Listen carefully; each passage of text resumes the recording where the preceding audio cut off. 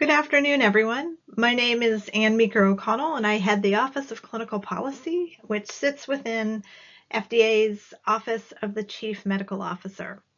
And today I'm going to talk to you briefly about informed consent. And I'll start with a little bit of a spoiler. It's more than just that document that a participant signs. We have about 30 minutes together, and we could probably spend hours just talking about and delving into the many different aspects of informed consent. For today, I'll walk through our general expectations for informed consent, provide insights on approaches that can improve informed consent so that it focuses on participants and the information that they need to make an informed decision.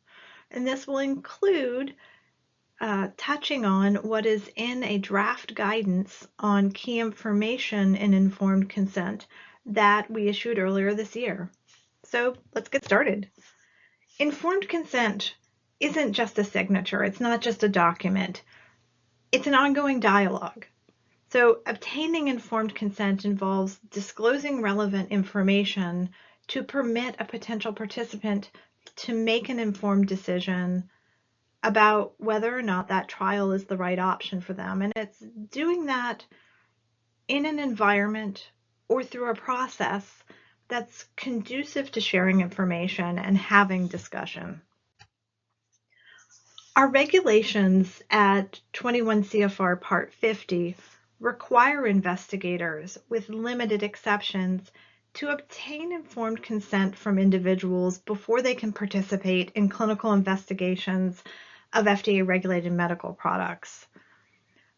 Our regulations require consent to be in language understandable to the potential participant, and conversely, they require consent to be free of language that appears to free or release an individual or entity from liability for negligence, for fault or guilt, or what our regulations would term exculpatory language. That is, an informed consent form can't include statements like, I waive any possibility of compensation, including any right to sue for injuries that I may receive as a result of participation in this research. That would be exculpatory language that's not permitted. Finally, our regulations require that the process of obtaining an informed consent not create undue influence or cause coercion. Our regulations recognize certain groups as vulnerable to undue influence or cause coercion, but it can also be situational. For example, if a study involves a collection of additional biospecimens during surgery and you were to wait until the patient is in the OR just prior to the surgery to ask them to participate, that might create significant pressure on them. So it can also be situational. So those are general requirements, and this rule, paired with complementary efforts such as guidance, has been highly impactful. Consent requirements are widely implemented, and information about studies is routinely provided to prospective participants before they enroll. And it's not just that document, as I mentioned. It's a process that begins with recruitment and extends through the end of the study. It's not just a one and done activity, a checkbox to be ticked that the participant has consented, we're off to the races. As just mentioned, it involves prospectively providing a potential participant with relevant information to allow them to make an informed decision, but it also assures their continued agreement and understanding throughout their participation in a trial. This means up front that people have enough time to consider participation and they can ask questions. It can also include the researcher assessing whether or not someone understood the research. A very common form of formal assessment of understanding is the teach-back method, in which the person who's obtaining consent asks the prospective participant to state back what they understood of what was said. But again, this discussion and documentation of informed consent prior to a study is really only part of the process. During the conduct of a clinical investigation, there may be new information that arises. There could be a protocol change or new findings related to safety. And this significant new information can affect an individual's willingness to continue participating in a trial.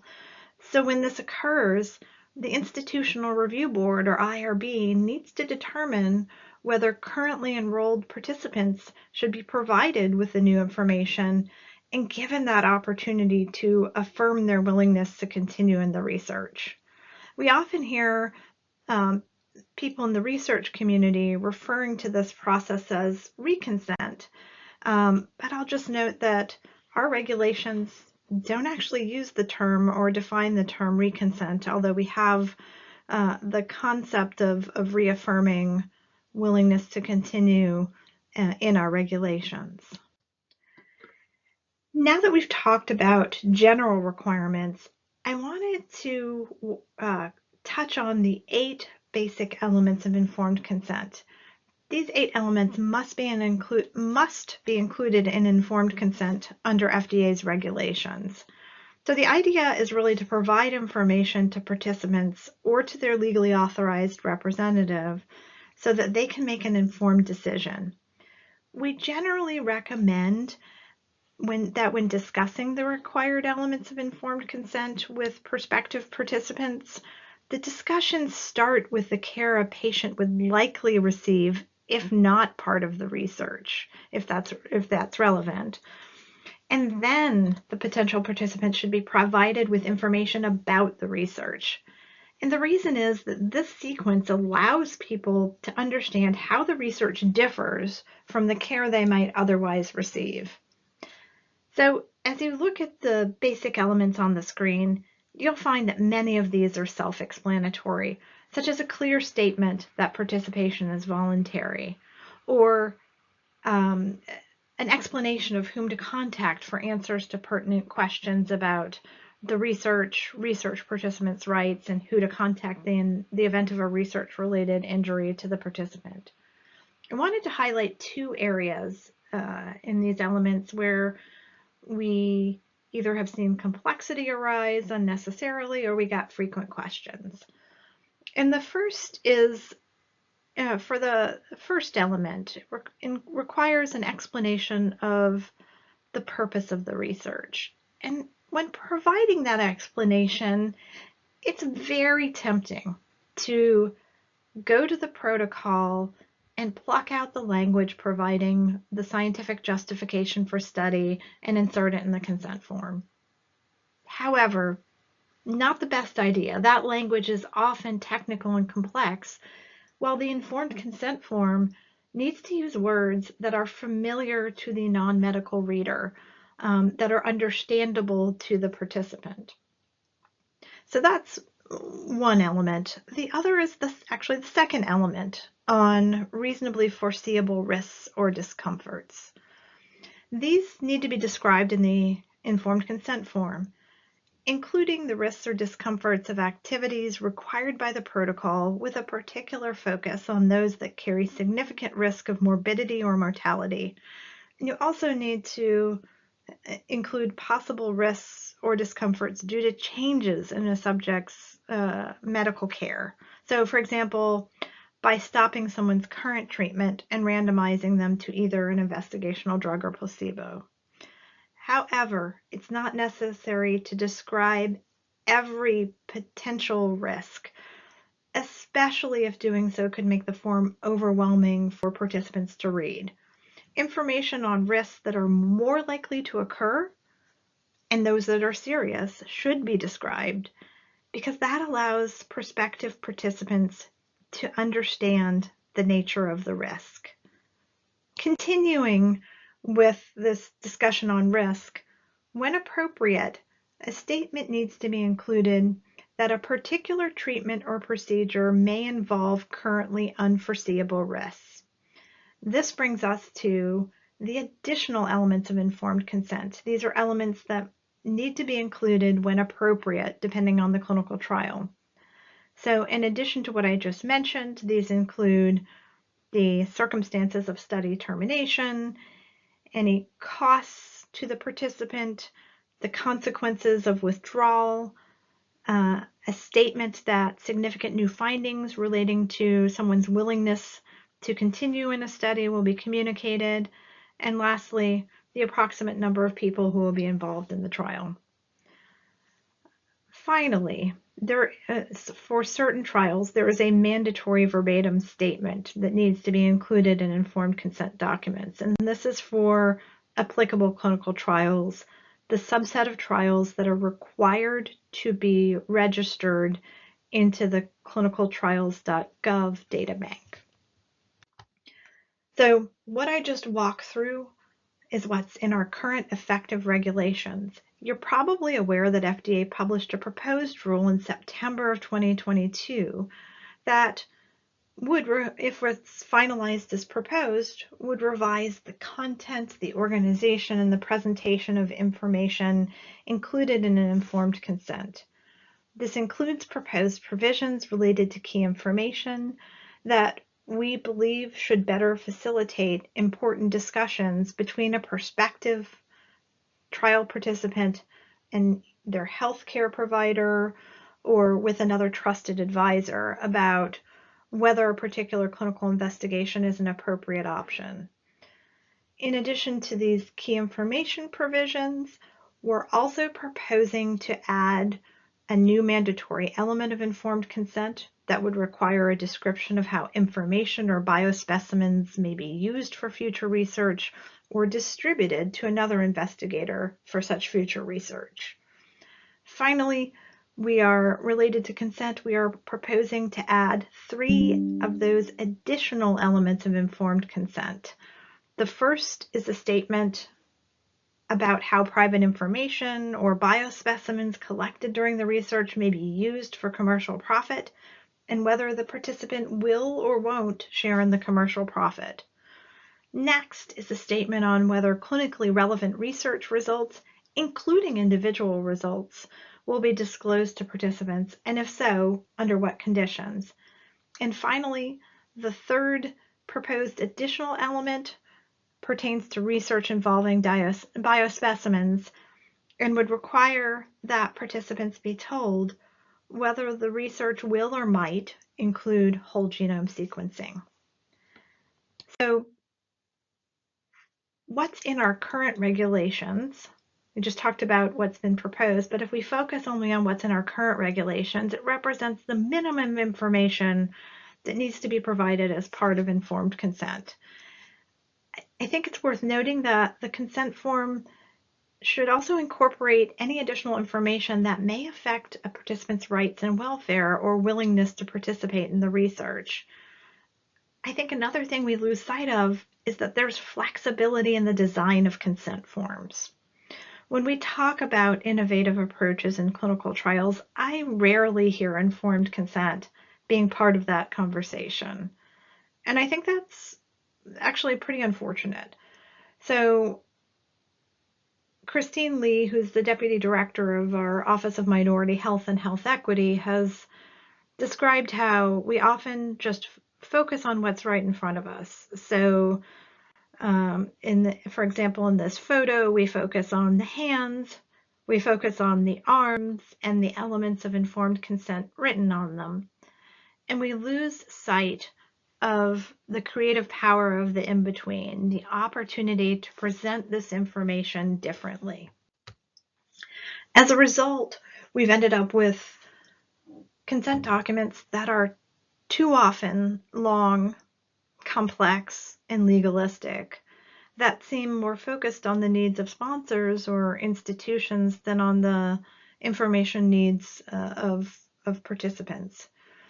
So we think that after decades of empirical research indicating opportunities to improve, including taking full advantage of practices outlined in FDA guidance, like the use of images, the use of videos, and the appropriate use of technology, it's time for us to all increase our efforts to implement a truly participant-centered informed consent process. And further, to think how we could more meaningfully engage patients and communities as partners in the design of informed consent. At the end of the day, IRB's clinical investigators and sponsors share responsibility for making sure that consent forms and processes are adequate and meet FDA's requirements. And I think these parties should consider informed consent as much an area of innovation as other aspects of trial design and delivery. And take heart, there are existing and evolving resources that outline many approaches that can support potential participants in understanding planned research and on making an informed decision on whether to participate. So I wanted to highlight 3 final guidances on the left that may be particularly helpful. The first is our informed consent guidance from 2023, a final guidance that provides an overview of each regulatory requirement for informed consent. It also includes a Q&A section covering many of the questions we frequently get, ranging from how to appropriately consent non-English speaking participants to payments and reimbursements to trial participants. The second guidance from 2016 is specific to electronic informed consent, and most recently we published a final guidance on electronic systems, records, and signatures that can be helpful in thinking about implementation of electronic informed consent. There are also recommendations and resources from the Clinical Trials Transformation Initiative from an informed consent project they completed in 2016. This includes recommendations on both the process and the document. For example, there's a toolkit to support effective informed consent discussions. And on the document itself, CITC recommended a tiered approach where, for example, there might be a short 1 to 2 page summary of the study, followed by a section covering the regulatory elements of informed consent, and then a section with more detailed information and items that aren't part of FDA's regulations but may be required by other regulations, such as the HIPAA disclosure forms in the US. Looking at the right-hand side of the screen for ongoing work, I've already mentioned the September 2022 proposed rule, and I will shortly turn to talking a little bit about the draft key information guidance. I want to focus here on ICH E6R3. We know this is broad guidance that covers, spans everything from design to conduct, oversight, and reporting of clinical trials. And while it has a broad scope, beyond protection of research participants, it includes principles related to informed consent that I would encourage you to review. That informed consent should be fit for purpose for the trial context, that it should be clear, it should be concise, and it should be understandable. I want to touch quickly on the 2016 final guidance on electronic informed consent that highlights technological advances that could be leveraged to enhance informed consent. So this guidance really envisions an interactive informed consent that includes some of the things we've touched on: images, diagrams, graphics, and videos, and may also include embedded questions or other methods to help assess how well a potential participant has understood the information presented to them. So we recognize that some populations may prefer a more traditional paper-based informed consent, but we also recognize that that paper-based consent has limitations, especially for patients who are ill and not in a condition to read and digest lengthy documents, or for patients with low literacy, where a paper document may not be an effective communication tool. So with those considerations in mind, eConsent can provide several advantages. It gives participants options of how they want to view information, whether that's listening to it, watching a video, or reading it on the screen. And that includes the ability to tailor a screen to their needs. For example, font size. I've been on many Zoom calls over the past 4 or 5 years, and there's always someone, it's often me, asking the presenter to make the text just a little bit bigger. These eConsent approaches put that control in the hands of the potential participant. They also permit things like hyperlinks to supplemental information that can go into greater detail if desired. And importantly, eConsent facilitates remote consent, being a patient or participant being able to walk through the information at their own pace in a location that's their preference. So they don't have to necessarily travel to a particular trial site to complete an informed consent for the study. And that is an important decentralized element that supports efforts to expand the tent of research. So we've come to our first challenge question. And I would ask you, which of the following statements is not true? Is it FDA regulations include 8 elements that must be included in all informed consent documents? Is it not true that informed consent is an ongoing process? Is it that FDA regulations do not permit the use of images, graphics, or cartoons in informed consent? Or is it that informed consent cannot contain exculpatory language? I really hope you picked this one. C, that it is incorrect that our regulations don't allow the use of technology or cartoons or other visuals. I've heard that there are some people who are nervous about using graphics or images, and we've heard directly from patients that this can really help them digest often complex information, and there is definitely not a regulatory prohibition. Now let me move to the last topic of the day for me, talking a little bit about the key information provisions that are in the proposed rule that I mentioned, as well as about a related draft guidance that we issued earlier this year. So the key information provisions, there are 2 of them. One is that consent needs to begin with key information.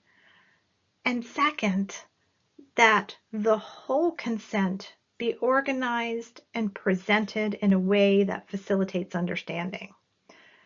So those provisions are discussed in more detail in the guidance, the draft guidance that I mentioned, which talks about how to assess which elements of consent may be key information for a particular study in the populations that are intended to be enrolled. The guidance also recommends that sponsors consult with patient groups and with communities to help identify what information is most relevant to them. That is, what information would be key and should be included up front. Finally, in the spirit of being clear and concise, this guidance notes that key information in limited circumstances could actually form the entire consent if it includes all the required basic elements and sufficient information. So, for example, for a very simple minimal risk trial, the key information could be the entirety of the consent form. You might be wondering, Anne, stop a second. What is key information? It's the specific information or subset of information that is most likely to assist a prospective participant or their legally authorized representative in understanding the reasons why they might or might not want to participate in the research. It is concise, it is focused, organized in a way to promote understanding, and it's the first thing presented to a potential participant under the provisions in our proposed rule. Now, thinking about this key information, there are many ways that you could conceive of designing this section or this information and presenting it to participants to help them understand the study. The working group at FDA that developed the draft guidance created one example of how you might design the key information section of the consent using different tools and tips of approaches that can help aid understanding. This slide shows the example from the end of the guidance. And for our example here, don't focus on the words themselves. We'll walk through the approaches used to organize and display the information to help the participants understand the trial. But I will emphasize that this is just one approach. Again, there are many different ways that you could conceive of presenting this key information to help facilitate participant understanding. So in the guidance or draft guidance, we recommend the following tools or aids that can be used to improve the key information in informed consent. One is the bubble format. So you'll see information grouped into distinct chunks, which may be easier to understand. There's also bullet points to simplify the text. The bulleted information included in those rounded boxes creates a small unit of text that becomes easier for somebody reading it to digest. There are areas of white space or empty space around the boxes, just a good design principle. This is an example that's limited to a few pages. It uses simple text where possible, and it adds hyperlinks to where an individual could find more information in the entirety of the consent form. So this is an example of how applying design tools together can help make information more available and easier to understand. And starting consent forms with the key information that similar to what you might see here will be a requirement when our rule is finalized. The kind of example of how to organize key information in our draft guidance is a recommendation. It is not a requirement. And again, you can be creative and use other approaches. So I talked about key information being two provisions. We just talked to the first. This is the second. And important here is the concept that the informed consent as a whole, we need to up our game with it. It needs to be organized, presented in a way that facilitates understanding and decision making. This is where what we talked about earlier comes in. Be creative. Think of informed consent as an area of innovation. Leverage technology where appropriate. Use video, use graphics, even use cartoons. And when I talked about using technology where appropriate, that to me is because engaging and getting feedback from potential research participants and communities will give important insights into how these parties prefer to receive information.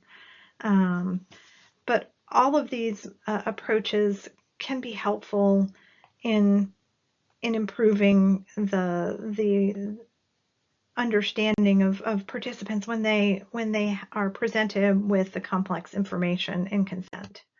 So this brings us to our final challenge question of the day. Which one of these is true? Is it A, our proposed key information provisions include a very specific format for presenting key information? This may be tempting, but no. Key information needs to be presented first, but as we discussed, there are many approaches that can be used to structure, organize key information. Our draft guidance provides just one example. Is it B? Do our proposed regulations require key information to be the last item reviewed? No, as I just mentioned, it's the opposite. Key information, the information most relevant to decision making, comes first. Maybe is it C, that key information is intended to replace consent?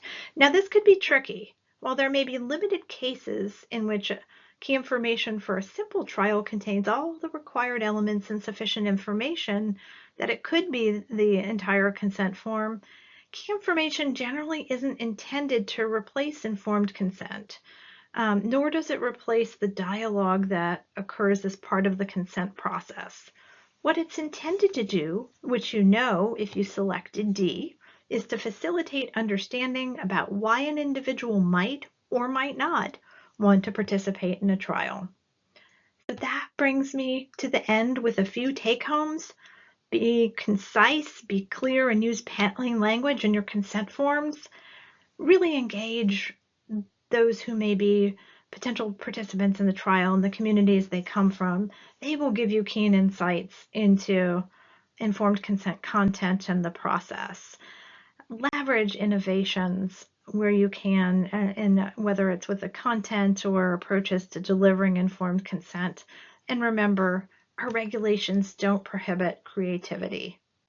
We know we've talked for a while, for many years, about improving consent and moving away from 40-page documents that are single-spaced text. That's not going to change unless all of us that are interested in the consent process or have obligations in it actually make those changes. So I would encourage you to apply some of these approaches with the next consent form you design. And that's it for me. I look forward to the discussion and your questions. Thank you so much.